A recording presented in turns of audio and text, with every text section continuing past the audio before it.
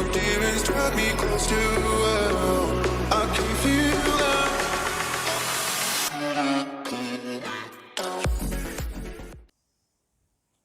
Hello everyone, my name is Spyro, and I guess you could say this is my first conspiracy theory and my first podcast made it onto my channel. So welcome to the Spyro cast. Now, if you are new here, please leave a like, subscribe, and comment down below. And while you're doing that, make sure to hit that bell to get notified of my latest videos. Anyways, today's topic is going to be giving a full synopsis on the rapper Juice WRLD, who died from an accidental overdose on December 8th, 2019. At least, that's what everyone is assuming.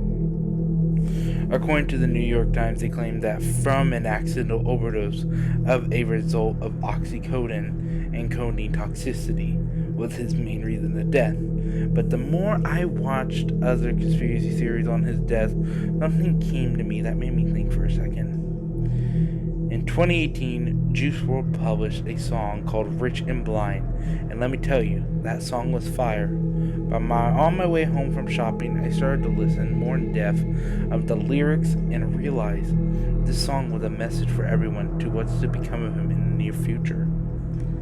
I'm going to give a full rundown of the hidden meaning of every part of the lyrics in Rich and Blind and tell you that the Legends Never Die album is linked to this song in a way. So we start the song as normal. Say they want to read my mind. They really want to read my mind. Telling you right now all you'll find is a lost soul, rich and blind. They say they want to read my mind. Do you really want to read my mind? I promise all that you will find is a lost soul, rich and blind.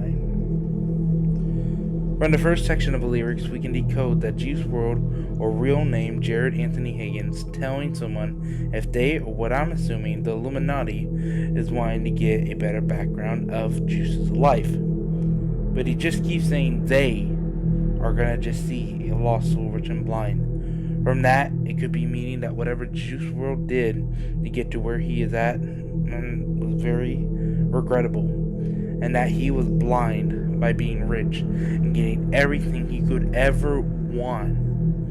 He knew eventually that deal will come back to stab him in the back.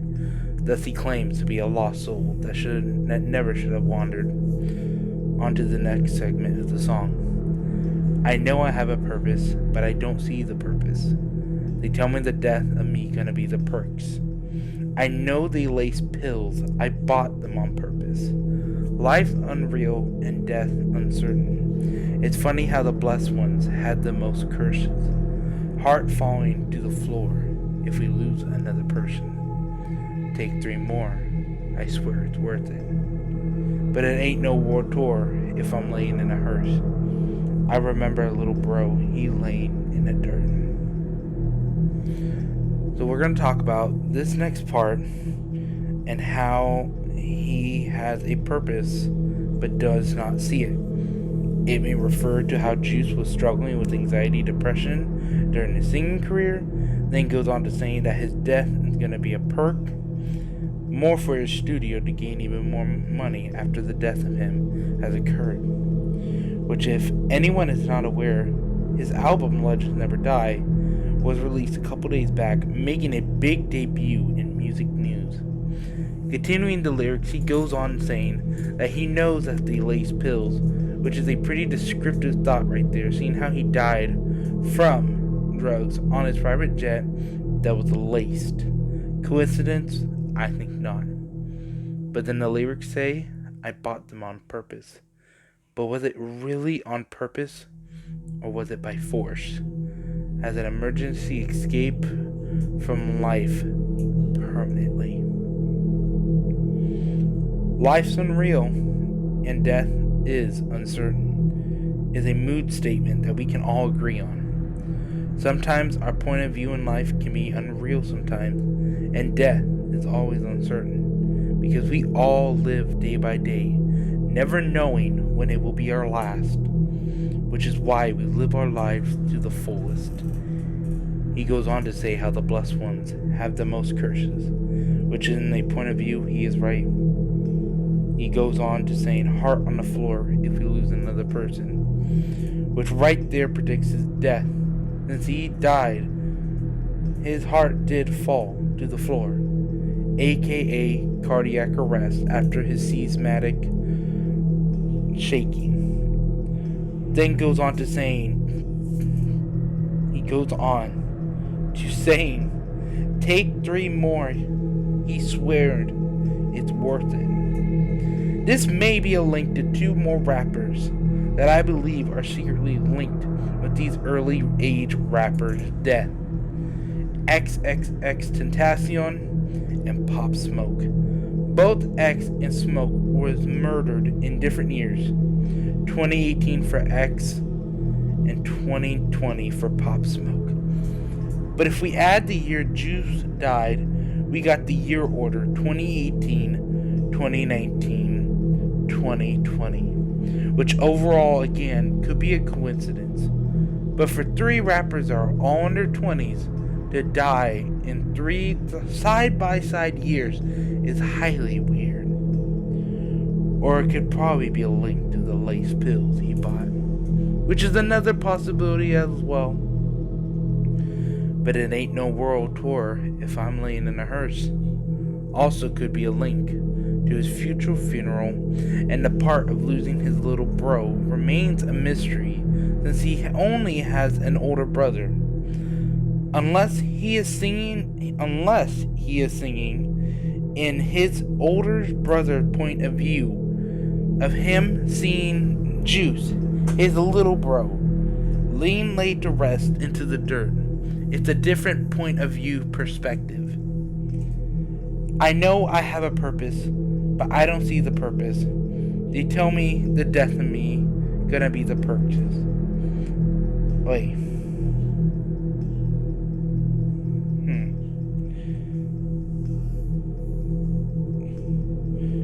And then, yeah, just seeing him in the dirt. Now I'm bound to drop a tear or 2 on every single verse. Good terms, bad terms. When they die, it's the worst. Sometimes when I'm high, I feel high in reverse. I ain't going out like that. You F with me, you get the work. You ain't gonna see me in no wooden box. I'm gonna shoot him first. I promise y'all I'm a finna touch the world. Yeah, I'ma touch the world. But hold on, your girl on my line. I think I made the F for first. You gotta have some crude humor just to keep a good vibe going. Keep the song Ruben. So all my money longer, shout out bro Uzi. Keep my eye in the sky, cause that's where I'm moving. Now we quickly move on to this part of the lyrics where he talks more on his death in an emotional state of view, saying that they're not going to be seeing him in a coffin and that he is coming back for them first, making a promise that he will touch the world, which when he died, everyone all over the nation mourned and changed the earth and music industry together. Then continued the smack talk.